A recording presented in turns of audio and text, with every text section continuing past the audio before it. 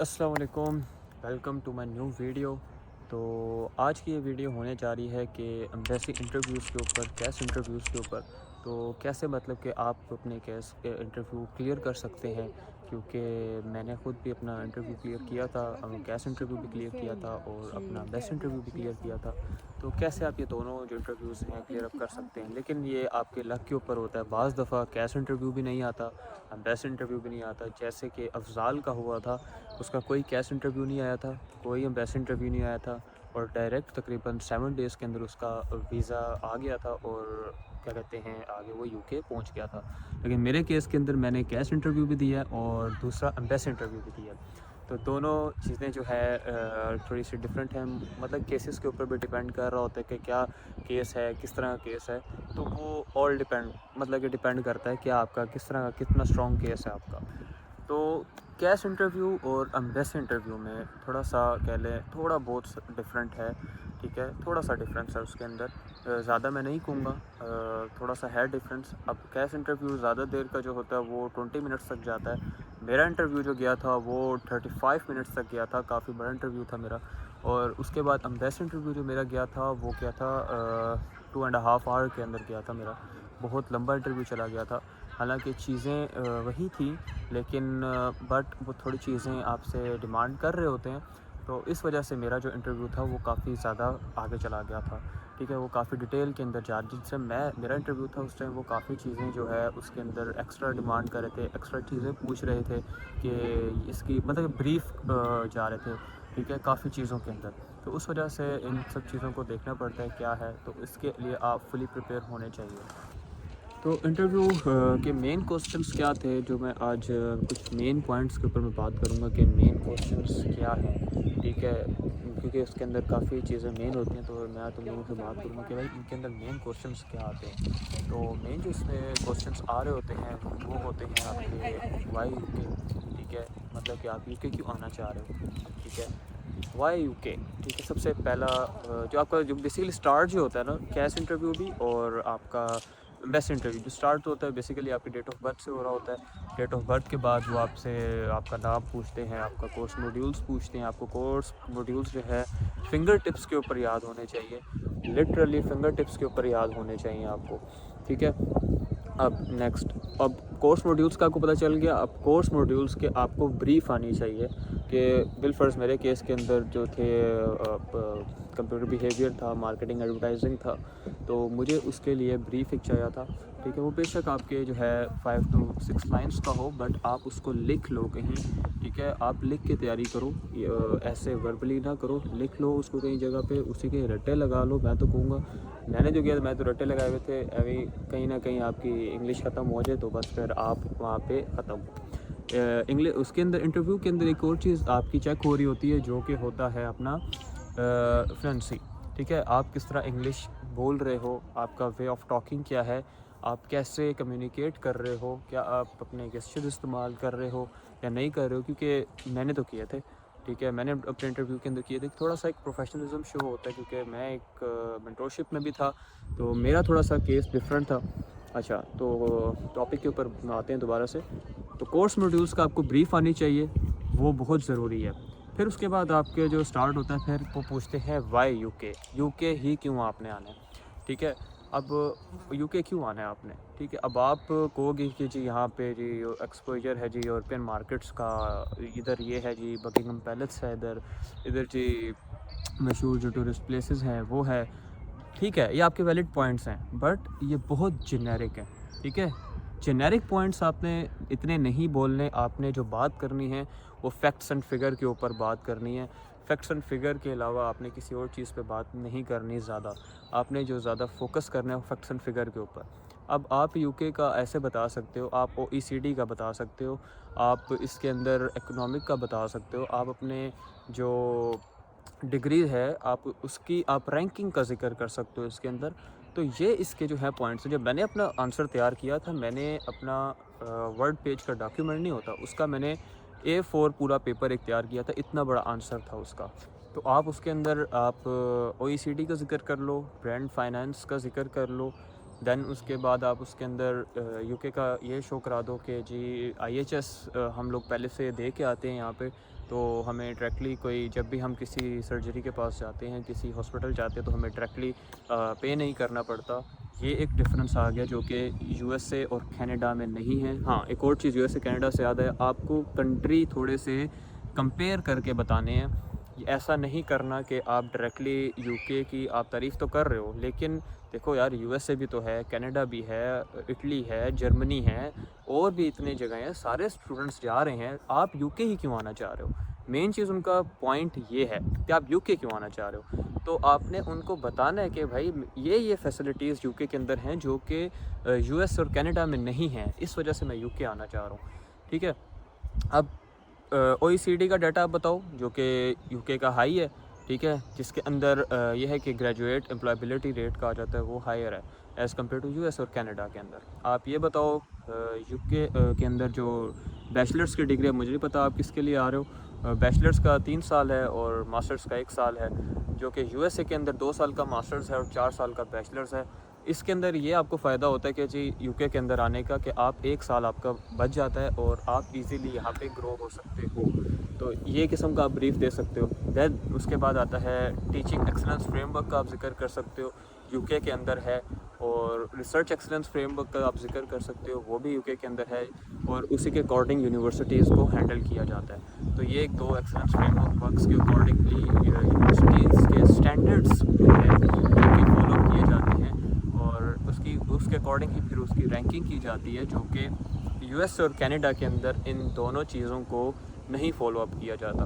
Then उसके बाद employability का जिक्र कर दिया, डेट्स इट। ये पूरा जब आप उसको ब्रीफ करोगे ना, तो ये आपका पूरा A4 तक का आंसर बन जाता है, A4 शीट आपकी पूरी आंसर बन जाता है। मैंने तो ऐसे ही किया था, मैंने तो इसको प्रॉपर लेके चला हूँ, और आगे फर्दर अब अपने पास सब कुछ मैं डिटेल्स ऐड की थी थोड़ी सी, लेकिन थोड़ा जेनेरिक भी उसको मैंने किया था क्योंकि होना ज़रूरी है थोड़ा सा जेनेरिक। अच्छा, अब नेक्स्ट जो क्वेश्चन आता है, why you choose this universities. अब ऐसे भी क्वेश्चन आ सकता है, why did you choose this university over other universities, और एक और क्वेश्चन भी आ सकता है, why did you choose this university, मतलब कि आपने ये यूनिवर्सिटी क्यों चूज़ की। मेरी केस के अंदर लंदन साउथ बैंक यूनिवर्सिटी थी। तो अब आपने इसमें क्या करना है, पहले आपने बताना है कि जी ये मैंने यूनिवर्सिटी चूज़ की है, इस वजह से चूज़ की है। उसकी वजह भी ये नहीं है कि आप जेनेरिक बता दो, ठीक है, जेनेरिक वजह नहीं बतानी, आपने प्रॉपर वही फैक्ट्स एंड फिगर के ऊपर बात करनी है। तो आप लोगों ने यही उसके अंदर बात करनी है कि भाई मैं इस यूनिवर्सिटी के अंदर इस वजह से एडमिशन लिया, एम्प्लॉयबिलिटी का रेट डाल दो कि यहाँ से अगर मैं डिग्री करता हूँ तो आगे मुझे क्या किधर जॉब मिलती है, या ऐसा कुछ आप उसके अंदर ऐड अप कर दो। दैन उसके बाद एक और चीज़, अब मेरी जो डिग्री थी वो मार्केटिंग की थी, अब मुझे मार्केटिंग की रैंकिंग भी बतानी थी। अब मार्केटिंग की रैंकिंग आपने बतानी है। अब मेरी मार्केटिंग की रैंकिंग थी EDU रैंक, आप वहाँ पे सर्च कर सकते हो .com। अच्छा, जहाँ से भी आपने डाटा उठाना है वो आपको सोर्स का पता होना चाहिए, क्योंकि कैश इंटरव्यू के अंदर आपसे पूछा ये जाता है कि भाई आपने ये डाटा कहाँ से उठाया, ठीक है। तो आपको वेबसाइट्स के नेम पता होने चाहिए, और ये नहीं है कि आप किसी भी वेबसाइट से जाके डाटा उठा लिया या आप चैट GPT कर लिया और आपने उसके अकॉर्डिंग कर लिया। अगर आप चैट GPT से पूछ रहे हो तो उससे एक तरीके से पूछो, ठीक है। लोग हमारे क्या करते हैं, जाके लिखा जी why this choose this university, ये मेरी यूनिवर्सिटी का नेम है और मुझे फैक्ट्स एंड फिगर के ऊपर आंसर बना के दे दो। वो अपने अकॉर्डिंगली उठाता वो भी गूगल से ये डाटा, नो डाउट, बट वो एक कहीं से उठाई आपको उठा के डाटा दे दिया उसने, बट वो सोर्स नहीं देता। जब तक आप उससे सोर्स की डिमांड नहीं करते, तो आपने सोर्स की डिमांड उससे ज़रूर करनी है। फिर उस सोर्स के ऊपर जाओ, डबल चेक करो, देन उसका आंसर आप अपने वर्ड फाइल में ऐड करो, ठीक है। डायरेक्टली आपने नहीं करना कुछ भी, ठीक है। सारा सर्च करके रिसर्च पूरी करनी है अपनी, देन उसके बाद अपना आंसर रेडी करना है। EDU रैंकिंग आप देख लो कि यार इस जो डिग्री है इसकी रैंकिंग जो है अदर यूनिवर्सिटीज़ से कैसी है।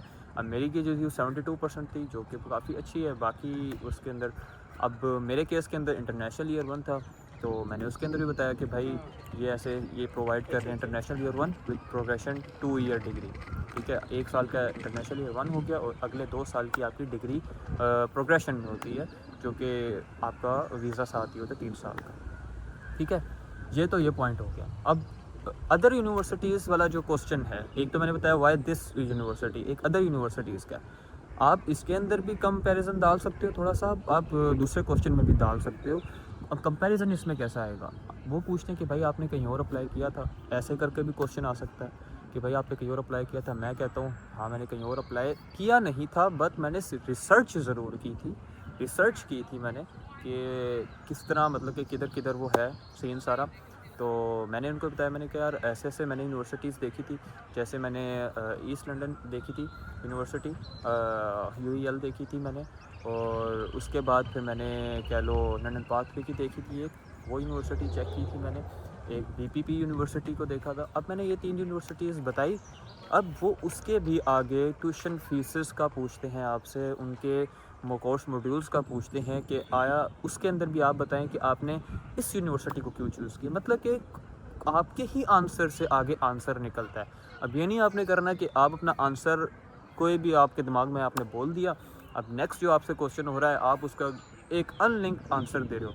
आपके दोनों आंसर लिंक्ड होने चाहिए एक दूसरे के साथ, बात एक होनी चाहिए। देखो आप एक काम कर रहे हो, आप किसी को इंटरव्यू दे रहे हो, तो ये नहीं है कोई आगे अगला बंदा बैठा हो, कोई ऐसा नहीं है कि कुछ भी आप बोलोगे तो वो सुन लेगा, सुन तो लेगा लेकिन वो बाद में भी जो आपके साथ करेगा फिर वो गलत हो जाएगा, ठीक है, फिर वो गलत सीन हो जाएगा। क्योंकि मैंने इसके ऊपर काफ़ी वर्क किया था, मैंने बहुत टाइम लगाया था इसके ऊपर आंसर्स रेडी करने के ऊपर, तब जाके एक प्रॉपर एक आंसर्स बने थे मेरे, और जो मैंने आगे बोले थे और सारा सिस्टम मैंने किया था, हुआ था मेरा अल्हम्दुलिल्लाह सेलेक्ट हो गया था।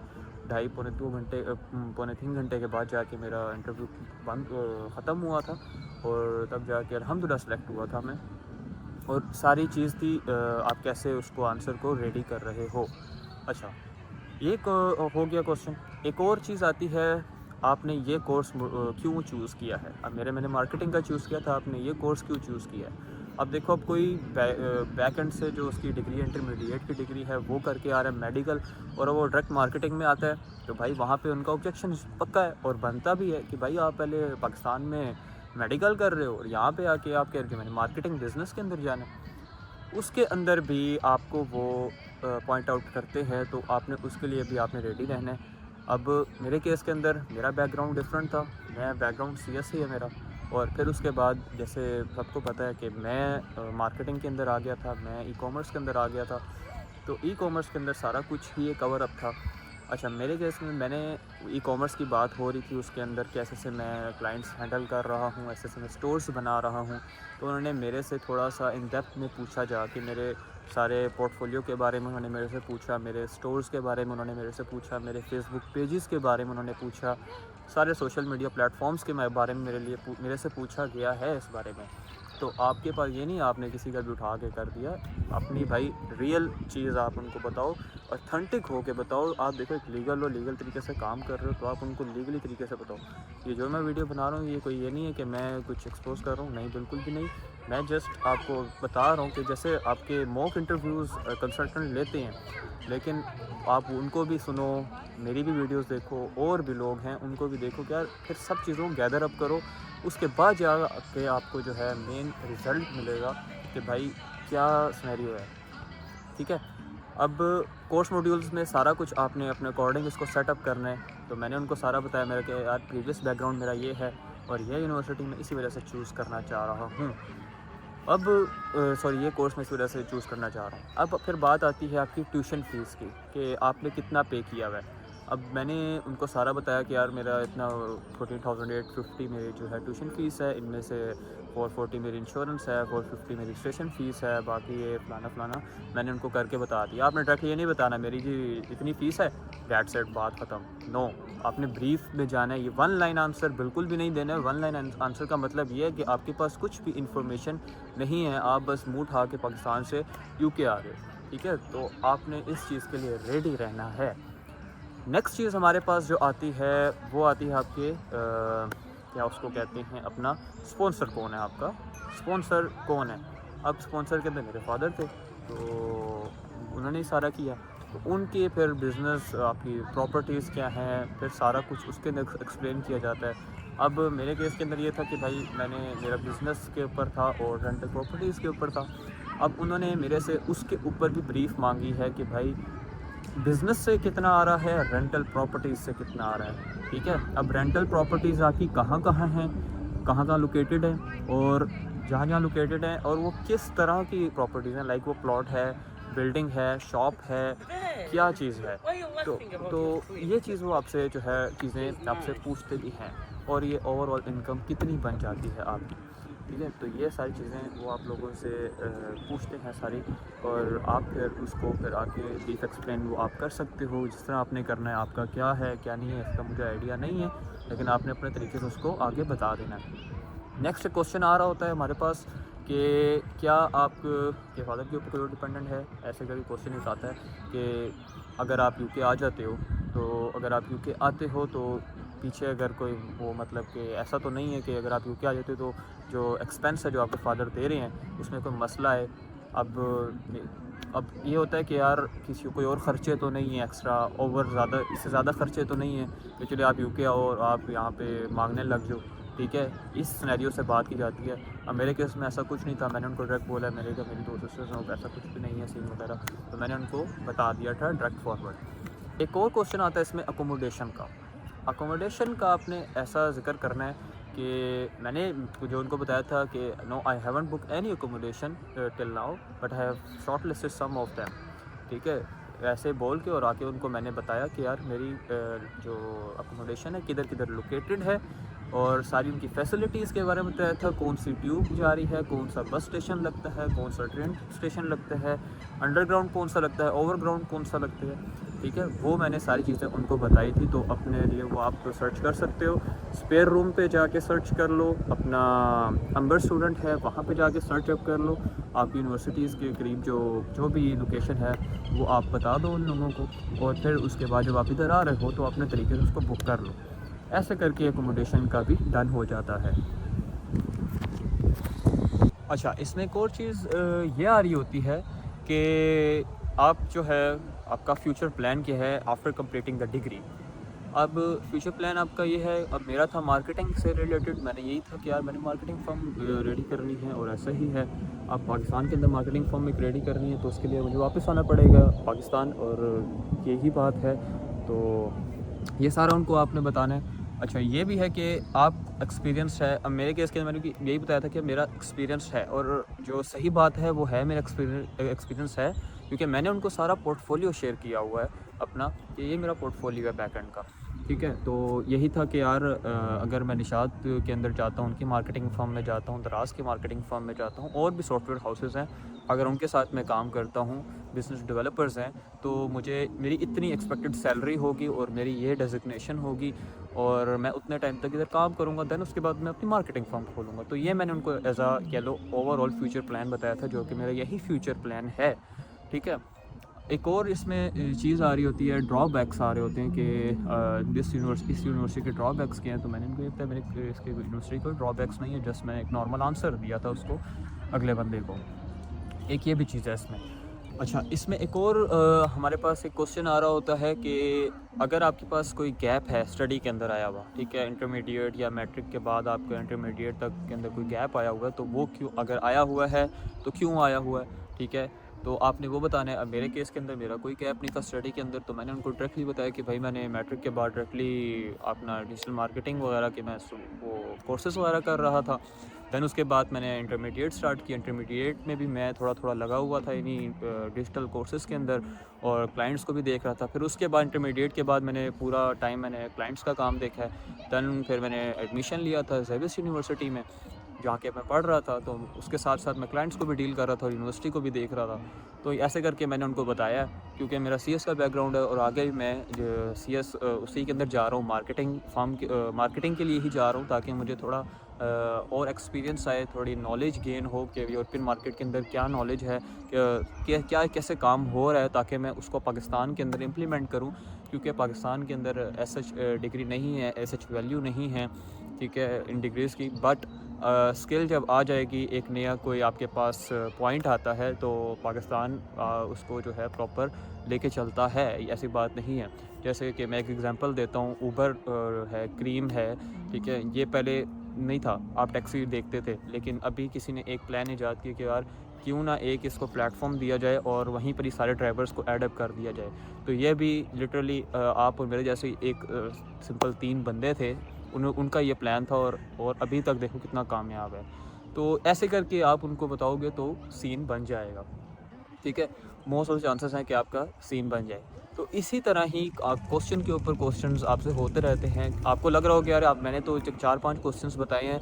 देखो इसी के अंदर ना जब आप आंसर दे रहे होते हो तो तभी आपके जो है क्वेश्चनिंग हो रही होती है डिफरेंट तरह की, ठीक है। तो आप उसको भी चेक कर लो। मैंने तुम्हें यही कहा था कि यार मैं मेन पॉइंट्स तुम लोगों को बताऊँगा कि कैसे तुम लोग इसको देख कर सकते हो। सारा क्लियर अप ईज़िली है, हो सकता है अगर आप इसके ऊपर थोड़ी सी मेहनत करो तो क्लियर अप सीन है, कोई इतना रॉकेट साइंस नहीं है। लेकिन यार देखो जब इंटरव्यू की डेट कॉल होती है ना तो एक बंदे के अंदर डर होता है। मैं इस चीज़ को मानता हूँ क्योंकि मेरे साथ भी हुआ था, ये सबके साथ ही होता है। मैंने कैश का इंटरव्यू भी दिया, मैंने अपना बेस्ट इंटरव्यू भी दिया, तो दोनों का इंटरव्यूज़ के अंदर बहुत बुरा हाल होता है। टेंशन्स होती हैं, डिफरेंट थॉट्स आ रहे होते हैं बंदे के अंदर। तो कोई मसले की बात नहीं, डर ना लेके आओ, एक कॉन्फिडेंट हो के आंसर दो, लिटरली कॉन्फिडेंट हो के आंसर दो। कॉन्फिडेंट हो के जब आंसर दोगे तो मसला ही कोई नहीं होने वाला। कॉन्फिडेंट अगर आप नहीं हो अपने आंसर के ऊपर तब आप फंस जाओगे, ठीक है। अपनी इंग्लिश सही रखो, अपनी फ्लुएंसी लेके आओ। आइल्स भी तो देखो किया ना, मेरा जो आया था 6 बैंड आया था इस स्पीकिंग के अंदर, स्पीकिंग मॉड्यूल के अंदर। तो मुझे लगता नहीं था कि आएगा, लेकिन आ गया खैर से। थोड़ी मैंने अपनी वर्कअप किया था अपने इंग्लिश के ऊपर, मैंने थोड़ी स्ट्रॉन्ग की थी इसको, जो कि वैसे नहीं था, लेकिन इसके वर्कअप किया था मैंने कुछ। मैं जब अपना प्रोजेक्ट्स जो मुझे मिला था रिफ़ा यूनिवर्सिटी का, तो उसके अंदर भी मैं जब जाता था तो ज़्यादा कम्युनिकेशन इंग्लिश के अंदर ही होती थी। तो वहाँ पे भी थोड़ा सा एक्सपीरियंस बिल्डअप हुआ और आगे तक इंशाल्लाह भी यूके भी आ गए हैं, तो इंशाल्लाह और आगे चलता रहेगा। इसमें कोई घबराने वाली बात नहीं है, तो सबका ये हो जाता है सेट। तो यार ये सारा मैंने तुम लोगों को बता दी है आंसर्स वगैरह, क्वेश्चन वगैरह, तो कि यार इस तरह आप लेके चल सकते हो इन सब चीज़ों को। तो आई होप सो आप लोगों को वीडियो पसंद आई होगी।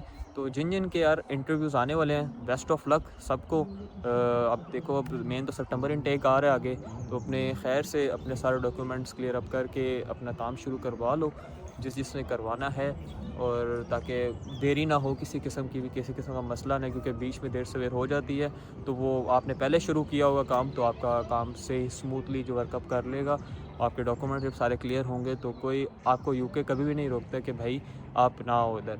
अगर आप ठीक हो तो आप आ जाओ। अब लीगल तरीके से काम करो, लीगल तरीके से चलो, कोई भी मसला नहीं होता।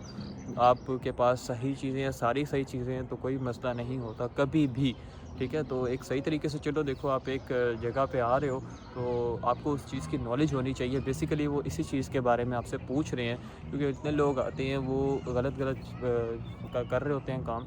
लेकिन आप सही तरीके से इसको लेके चलो, कोई भी मसला नहीं होने वाला इसमें। आई होप सो यार वीडियो अच्छी लगी होगी आपको, तो चैनल को लाइक शेयर सब्सक्राइब कर देना। मिलते हैं फिर नेक्स्ट वीडियो के अंदर। अल्लाह हाफ़िज़।